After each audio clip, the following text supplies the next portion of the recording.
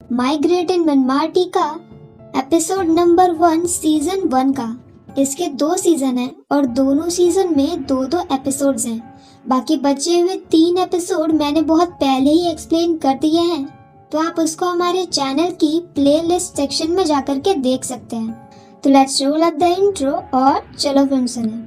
तो कहानी शुरू होती है एक कपल से, जहाँ पर इनके बहुत सारे बच्चे होते हैं। यहाँ पर कपल में जो वाइफ होती है उसे मेडिसिन लेने के लिए बाहर जाना पड़ता है, और बाहर जाकर के वो मेडिसिन लेकर के आ ही रही थी कि तभी एक किलर उसके ऊपर अटैक करता है और उसे जान से मार देता है। नेक्स्ट सीन में यहाँ पर डिटेक्टिव माइग्रेट आता है और यहाँ पर बाकी के कॉप्स उसे बताते हैं कि इस लड़की को 2 जगह से काटा गया है और उसके पीछे के कपड़े भी फटे हुए हैं, लेकिन इसके साथ कोई भी फिजिकल असॉल्ट नहीं हुआ है। असल में माइग्रेट पिछले 5 महीने से ये केस सॉल्व कर रहा है, जिसमें एक सीरियल किलर प्रॉपर इसी तरीके से लोगों को मार रहा है, और ये केस माइग्रेट के अंडर में है, जहां पर पुलिस अभी तक नाकाम रही है और अब तक 5 लोगों की डेथ हो चुकी है। इस बात से मीडिया भी काफी ज्यादा गुस्से में होती है। यहाँ पर वो कॉप्स ये भी बोलते हैं कि मर्डर का वेपन कोई छोटा सा चाकू है और यहाँ पर और कोई भी क्लू नहीं है और ना ही कोई विटनेस है। अब यहाँ पर माइग्रेट देखता है कि बॉडी के पास में एक मेडिसिन की बोतल पड़ी होती है, तो अब वो विक्टिम के घर पे उसके फैमिली मेंबर से मिलने जाता है। यहाँ विक्टिम के घर पे उसके हस्बैंड होते हैं, जो कि अकेले 3-3 बच्चों को संभाल रहे होते हैं। ये देख करके माइग्रेट को बुरा लगता है और फिर वो वहाँ से निकल आता है। यहाँ से निकल करके वो उस लड़की से मिलने जाता है जिसने सबसे पहले लाश को देखा था, और उसका नाम होता है मिशेल।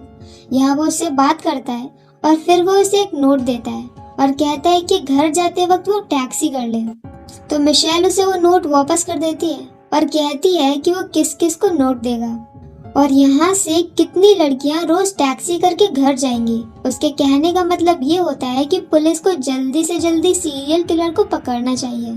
अब नेक्स्ट सीन में माइग्रेट मिनिस्टर से मिलने जाता है, जहाँ पर मिनिस्टर बहुत ज्यादा नाराज होता है क्योंकि वहाँ पर हर जगह मीडिया में ये न्यूज उड़ रही होती है कि माइग्रेट अभी भी ये केस सॉल्व नहीं कर पाया है, जिसकी वजह से उनके ऊपर बहुत सारे चीटे उछल रहे होते हैं। यहाँ पर माइग्रेट का सीनियर भी होता है और मिनिस्टर उसे आखिरी बार बोलता है कि वो जल्दी से जल्दी केस को सॉल्व कर ले। यहाँ माइग्रेट बोलता है कि वो ये समझने की कोशिश कर रहा है कि सीरियल किलर कैसा है, क्योंकि वो जिस भी लड़कियों को मार रहा है उसका कोई भी पैटर्न नहीं है, सिर्फ एक चीज के कि उन सभी लड़कियों के बाल ब्राउन कलर के थे। बाकी उनकी एज, उनका प्रोफेशन, किसी भी चीज में कोई भी सिमिलैरिटी नहीं है। और यहाँ पर ज्यादातर मर्डर एक स्पेसिफिक एरिया में हो रहे हैं, और इसके बाद वो वहाँ से चला जाता है और वापस से अपने घर आता है। यहाँ घर आकर के उसकी वाइफ उसे बोलती है कि उन्हें उनके फ्रेंड के घर डिनर पर जाना है, जिसके लिए वो पहले ही हाँ बोल चुके हैं, और वहाँ पर उससे मिलने के लिए एक डॉक्टर भी आने वाला है। माइग्रेट को जाने का मन तो नहीं होता है, लेकिन फिर भी वो चला जाता है। यहाँ पर बातों ही बातों में डॉक्टर बोलता है कि ऐसे सीरियल किलर अक्सर अपना नाम बनाने के लिए ऐसे काम करते हैं, और 20 साल पहले भी ऐसा ही एक सीरियल किलर था जो ऐसे ही मर्डर करता था। तो माइग्रेट उसे बोलता है कि हमने हर जगह से चेकिंग करवा ली है, और 20 साल पहले जितने भी सीरियल किलर्स थे जो कि पकड़े गए थे, उनमें से कोई भी इस एरिया में नहीं रहता है, तो वो उनमें से नहीं हो सकता और ये जरूर कोई नया इंसान होगा। और इसके बाद उसे एक आइडिया आता है, और नेक्स्ट सीन में पुलिस एक आदमी का चेहरा छिपा करके उसे जल्दी से अपने पुलिस स्टेशन में लेकर के जा रही थी। यहाँ पर हर वक्त ही मीडिया सामने खड़ी रहती थी, तो मीडिया ने इस चीज को भी कवर किया था। अंदर जाकर के हमें पता चलता है कि असल में वो दूसरे पुलिस स्टेशन का कांस्टेबल होता है, और माइग्रेट ने जानबूझकर ये चाल चली थी ताकि मीडिया को ऐसा लगे कि वो किसी आरोपी को पकड़ रहे हैं। अब यहाँ पर थोड़ी देर बाद एक ब्रेड देने वाला वहाँ पे अंदर आता है, तो यहाँ पर ज़ेवियर उसके सामने चिल्लाने की एक्टिंग करता है, और जिससे ऐसा लगता है कि वो उस कांस्टेबल से पूछताछ कर रहा है। और इसके बाद वो ब्रेड वाला बाहर जाकर के मीडिया को सब कुछ बता देता है, और अब रिपोर्टर्स इसे न्यूज के फ्रंट पेज पे ये बोल करके छाप देते हैं कि शायद वो किलर पकड़ा गया है। अब ये सब कुछ पढ़ करके माइग्रेट के सीनियर को गुस्सा आती है क्योंकि उसे बताया नहीं गया और उसके बिना परमिशन के इतना बड़ा कदम उठा लिया गया। पर इसके बाद माइग्रेट बोलता है कि उसका प्लान पक्का है और उसने पूरे 200 पुलिस ऑफिसर्स को पूरे शहर में लगा दिया है और स्पेशली मनमार्टी वाली रोड पे, क्योंकि सबसे ज्यादा किलिंग वहीं पर हुई थी। और यहाँ पर 12 लेडी कांस्टेबल जिन्हें अच्छे से सेल्फ डिफेंस आता है, वो नॉर्मल से कपड़ों में वहीं पर अकेले घूमेंगी ताकि किलर उन्हें अपना निशाना बना सके। और किलर को ये देख करके गुस्सा आएगी कि उसके काम का क्रेडिट न्यूज़पेपर में किसी और को दे दिया है और इसी गुस्से में वो अगले ही दिन किलिंग जरूर करेगा ताकि सबको पता चल सके कि जिसे पकड़ा गया है वो असली किलर नहीं है। और अब नेक्स्ट सीन में रात हो जाती है जहाँ पर सभी पुलिस ऑफिसर्स पहरा दे रहे थे और सारी लेडी ऑफिसर्स घूम रही थी। यहाँ पर हम एक लेडी ऑफिसर को देखते हैं जो कि अपने बीएफ को किस करती है और फिर वहाँ से निकल जाती है और थोड़ी ही देर बाद पीछे से उसके ऊपर किलर अटैक करता है, पर वो जैसे तैसे अपना मुंह से छुड़ा लेती है और चिल्लाती है। उसके चिल्लाने की आवाज सुनकर वहाँ पे बहुत सारे कॉप्स आने लगते हैं और वो आदमी वहाँ से भाग जाता है। एक ऑफिसर उसका पीछा भी करता है पर वो बच के निकल जाता है। और अब माइग्रेट जल्दी से उस लेडी को कार के अंदर बिठाता है जहाँ पर वो देखता है कि उसके हाथ में एक कपड़े का टुकड़ा होता है। असल में जब वो उस किलर से लड़ रही थी तभी उसके कोट का टुकड़ा फट करके उस लड़की के हाथ में आ गया था, तो ये उनके पास अब एक बहुत बड़ा सबूत होता है। माइग्रेट उससे उस टुकड़े को ले लेता है और फिर उसे पुलिस स्टेशन में लेकर के आता है जहाँ पर वो लड़की बताती है कि वो लड़का बिल्कुल 30 साल की उम्र का होगा और उसकी हाइट थोड़ी छोटी थी। वो इतना सब कुछ इसलिए बता पा रही थी क्योंकि लड़ते वक्त उसने एक झटके में कुछ सेकंड के लिए थोड़ा सा उस किलर को देख लिया था। अब माइग्रेट उस कपड़े को लेकर के एक फॉरेंसिक के एक्सपर्ट के पास जाता है जो कि उसे देख करके बताता है कि इसमें लगा हुआ बटन दिखने में काफी आम सा लग रहा है पर असल में ये काफी ज्यादा खास है और इसे नॉर्मल लोग नहीं लगाते हैं। साथ ही में ये कोट का कपड़ा भी काफी महंगा है और ये इंग्लैंड में ही बना है, तो इसे बहुत ज्यादा लोगों ने नहीं बनाया होगा और वो आसानी से इस कपड़े को बनाने वाले की खोज कर सकते हैं। और अब नेक्स्ट सीन में एक रिपोर्टर ये देख लेती है कि एक लेडी ऑफिसर पुलिस स्टेशन में बैठी हुई है जहां पर उसकी बैग में से कपड़ा वैसा ही फटा है जैसे कि किलर फाड़ता था, तो उसे पता चल जाता है कि उन्होंने लेडी ऑफिसर को एज अ बेट यूज किया है। और ये बात किसी को भी पसंद नहीं आती है और वो रिपोर्टर भी अपने न्यूज में सब कुछ प्रिंट कर देती है, जिसे सुन करके माइग्रेट की वाइफ को भी बुरा लगता है। और ये न्यूज सुनने के बाद मिनिस्टर फाइनली डिसाइड करते हैं कि अब उन्हें माइग्रेट को इस केस से हटाना पड़ेगा। तो यहाँ पर जो सीनियर होता है वो माइग्रेट को इस केस से हटा देता है और उसकी जगह एक दूसरे ऑफिसर को बुला लेता है। ये बात वो माइग्रेट को भी बता देता है और ये भी बोलता है कि कल सुबह तक वो ऑफिसर आ जाएगा और इसके बाद वो ये सारी फाइल्स उसी को दे दे। तो अब माइग्रेट को इस केस को सॉल्व करने के लिए सिर्फ कल सुबह तक का वक्त होता है, क्योंकि अगर ये केस किसी और को मिल गया तो उसकी काफी बेइज्जती होगी।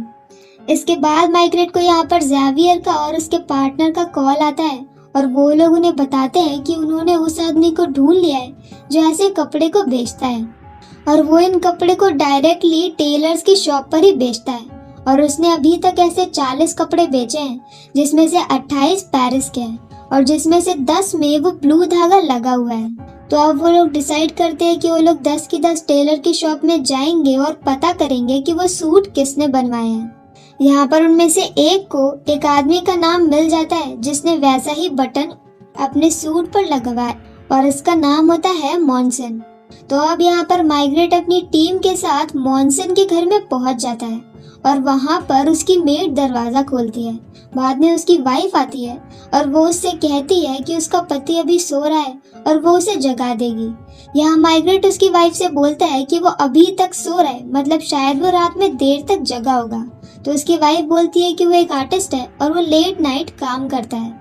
और इसके बाद बाहर मॉनसन आता है जिसे अरेस्ट करने के लिए माइग्रेट अपने साथ गन भी लेकर के आया होता है जो कि फुली लोडेड होती है। पर यहाँ पर मॉनसन एक बहुत ही नॉर्मल सा लड़का लग रहा होता है जो कि उनके साथ काफी ज्यादा अच्छे से बिहेव करता है और वो दिखने में काफी ज्यादा खुश मिजाज लग रहा था। वो उसे बता देता है कि वो कल रात अपने ऑफिस में था जहाँ पर वो लेट नाइट काम करता है। मार्गरेट बोलता है कि कल उसने कौन सा सूट पहना था, तो वो उसे अपना सूट दिखाता है जो कि एक दूसरा सूट होता है। मार्गरेट कहता है कि वो उसकी कबर्ड देखना चाहता है, तो वो उसे वो भी देखने देता है। इसमें भी वो सूट नहीं होता है। तो अब मार्गरेट डायरेक्टली पूछ लेता है कि वो सूट कहाँ है जिसमें ब्लू धागा है। तो मॉन्सन बोलता है कि वो सूट उसने एक हफ्ते पहले एक भिखारी को दे दिया क्योंकि उसके ऊपर एक सिगरेट से जलने का निशान बन गया था और वो चीजों को डैमेज करने के बाद उन्हें रिपेयर करना पसंद नहीं करता है। इसके बाद मार्गरेट वहाँ पर उनकी मेड को बुलाता है और पूछता है, तो वो बताती है कि वो ऊपर 6th फ्लोर पे रहती है जहाँ पर बाकी सारे सर्वेंट भी रहते हैं। मार्गरेट बोलता है कि क्या तुमने कभी भी किसी जले हुए सूट के बारे में सुना? तो वो मेड बोल देती है कि वो कभी भी अपने ओनर्स की बातें नहीं सुनती है और ना ही उसने कभी ऐसे किसी सूट को देखा है क्योंकि मॉन्सन अपने सारे सूट खुद ही से प्रेस करता है। और अब इसके बाद मार्गरेट मॉन्सन को बोलता है कि तैयार हो जाओ, वो उसे अरेस्ट कर रहा है। ये सुन करके मॉन्सन को झटका लगता है और वो बोलता है कि आप मुझे अरेस्ट क्यों कर रहे हैं? तो मार्गरेट बोलता है क्योंकि तुमने अभी तक पहली बार ये पूछा है कि हम तुम्हें अरेस्ट क्यों कर रहे हैं और तुमने शुरू से अभी तक एक बार भी नहीं पूछा था कि हम यहाँ पर क्या कर रहे हैं और तुमसे इतनी पूछताछ क्यों हो रही है, क्योंकि तुम्हें पहले से ही पता है कि ऐसा क्यों हो रहा है। और अब वो मॉन्सन को पकड़ के ले जाते हैं और जेल में डाल देते हैं। साथ ही में मार्गरेट बोलता है कि जहाँ पर उस भिखारी को मॉन्सन ने वो सूट दिया था वहाँ पर जा कर के उस भिखारी से वो सूट को लेकर के आओ और उसको चेक करो कि उसमें लगा हुआ सिगरेट का दाग एक हफ्ते पुराना है या फिर उसके बाद का, क्योंकि मॉन्सन ने बोला था कि उसने वो सूट एक हफ्ते पहले भिखारी को दे दिया है। और इसके बाद वो मॉन्सन से बात करता है, पर मॉन्सन ये एक्सेप्ट नहीं करता है कि वो कोई सीरियल किलर है। इसके बाद मार्गरेट वहाँ पर यहाँ पर मॉन्सन उसे ये जरूर बताता है कि पहले वो मनमार्टी में रहता था अपनी माँ के साथ और बाद में वो अपनी वाइफ के साथ उस अपार्टमेंट में शिफ्ट हो गया जहाँ वो इस वक्त रहता है। तो फिर मार्गरेट उसकी माँ को वहाँ पर लेकर के आता है। यहाँ पर उसकी माँ उसे देखते ही बहुत ज्यादा परेशान हो जाती है और वो कहती है कि वो पेरिस का सबसे बेस्ट लॉयर हायर करेंगी और फिर उन्हें वहाँ से भेज दिया जाता है। अब मॉन्सन बोलता है कि उसकी माँ पेरिस का सबसे बेस्ट लॉयर हायर करने वाली है। तो यहाँ पर मार्गरेट बोल देता है कि तुम्हारी वाइफ ने कई मंथ से उस अपार्टमेंट का किराया नहीं दिया है, तुम्हारा कोई भी आर्ट वर्क अच्छा नहीं चलता है और तुम्हारा जो फैमिली का मनी था जो कि अभी तक खर्च हो रहा था वो भी अब लगभग खाली हो चुका है और तुम अपनी लाइफ में एक लूजर हो। और ये सुन करके मॉन्सन को बहुत गुस्सा आता है और अब उसकी माँ के पास भी पैसे नहीं होते हैं कि वो इतने बड़े लॉयर को हायर कर सके। इसके बाद वो लोग उसी लेडी कॉप को बुलाते हैं और मॉन्सन को पहचानने के लिए बोलते हैं। तो वो लड़की पहचान तो लेती है पर ये कहती है कि वो उसे श्योर नहीं है। दूसरी तरफ यहाँ पर जब मार्गरेट उसकी वाइफ से मिलने के लिए उसके घर पे जाता है तो वो लोग उसके घर की तलाशी भी लेते हैं और जहाँ पर उन्हें वही छोटे छोटे नाइफ मिल जाते हैं जिनसे कि मर्डर हुआ है।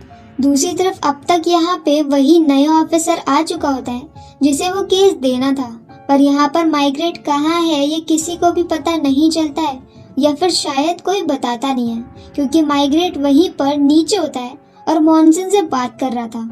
यहाँ पर ज़ेवियर बोलता है कि उस कोर्ट की रिपोर्ट आ चुकी है और ये पेपर ले जा करके मार्गरेट को दे दो।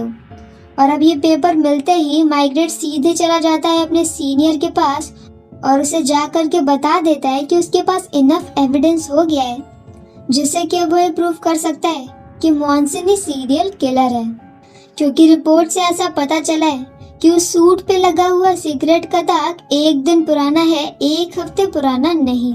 और घर से वो नाइफ भी मिल गए हैं, तो मतलब कि मॉन्सन ने मर्डर किया था एक रात पहले और बाद में उसने वो सूट भिखारी को दे दिया। और अब ये सुनकर के मार्गरेट का सीनियर भी उसकी बात मान जाता है और अब फाइनली मार्गरेट खुश होता है और वो अपने बेड पे आराम से सो रहा होता है कि तभी उसे रात में कॉल आता है और पता चलता है कि एक और मर्डर हो गया है। पर इस बार जो मर्डर हुआ था वो उतना क्रीम नहीं था, मतलब कि 2 की जगह 6 बार वार किया गया था और कपड़े भी ऐसे फाड़े हुए थे, लग रहा था कि किसी ने जल्दीबाजी में ये सब कर दिया हो। तो अब ये सब कुछ देख करके मार्गरेट मॉन्सन की वाइफ और पत्नी को पुलिस स्टेशन में बुलाता है और इसके बाद वो जाकर के मॉन्सन से बात कर कि तुम्हारी वाइफ और पत्नी में से किसी एक ने तुम्हें बचाने के लिए एक लड़की को मार दिया है और वो लोग ऐसा इसलिए कर रहे हैं ताकि वो दोबारा से तुम्हें अपने कंट्रोल में रख सके। यहाँ पर माइग्रेट बातों ही बातों में मॉन्सन को भड़का रहा होता है क्योंकि उसे अच्छे से पता था कि मॉन्सन की वाइफ और उसकी पत्नी उसे बहुत ज्यादा कंट्रोल करते हैं और उसे सिर्फ उसी के पास में रखना चाहते हैं और इसी वजह से मॉन्सन बिल्कुल भी आजाद फील नहीं करता है। थोड़ी देर में यहाँ पर मॉन्सन की वाइफ और पत्नी भी आ जाते हैं, जहाँ पर मॉन्सन की वाइफ एक्सेप्ट कर लेती है कि उन्होंने ही मर्डर किया है। तो माइग्रेट बोलता है कि विक्टिम के कपड़ों का कलर क्या था। यहाँ पर वो कहती है कि वहाँ पर अंधेरा था तो वो देख नहीं पाए कि तभी वहाँ पर मॉन्सन की वाइफ कपड़ों का सही कलर बता देती है क्योंकि वो मर्डर मॉन्सन की वाइफ ने ही किया होता है और मॉम उसका इल्जाम इसलिए अपने सर पर ले रही थी ताकि वो अपने आप को अपने बेटे के सामने महान बना सके और ये दिखा सके कि वो उससे ज्यादा प्यार करती है। अब यहाँ पर मॉन्सन भी बोल देता है कि पिछले सारे मर्डर्स उसी ने किए थे क्योंकि वो अपनी माँ से और अपनी वाइफ से बहुत ज्यादा नफरत करता है और यही रीजन था कि विक्टिम के बाल हमेशा ब्राउन थे क्योंकि उसकी माँ और उसकी वाइफ के भी बाल ब्राउन होते हैं। और मॉन्सन अपनी लाइफ का एक लूजर होता है, वो कभी भी आगे बढ़ करके कुछ नहीं कर पाया क्योंकि हमेशा उसकी माँ और उसकी वाइफ ने उसे बांध के रखा। इसीलिए वो भी इम्पोर्टेंट है, स्पेशल है और वो भी एक्स्ट्रा ऑर्डिनरी है, ये दिखाने के लिए वो लड़कियों के मर्डर करने लगा क्योंकि ऐसा करके उसे खुशी मिलती थी और लोगों के बीच में उसका नाम भी हो रहा था। और उसकी वाइफ और पत्नी को बहुत पहले से ही पता होता है कि मॉन्सन एक क्रिमिनल है, लेकिन फिर भी वो हर वक्त उसे बचाते ही रहे थे। और अब फाइनली ये एपिसोड मॉन्सन के आई हेट यू बोलते हुए ही खत्म हो जाता है, जो कि वो अपनी वाइफ और अपनी माँ को ही बोल रहा था। तो अगर आपको हमारा एक्सप्लेन पसंद आया हो तो प्लीज हमारी वीडियो को लाइक करें, शेयर करें और हमारे चैनल को सब्सक्राइब करें। तो मिलते हैं नेक्स्ट वीडियो के साथ। Bye bye.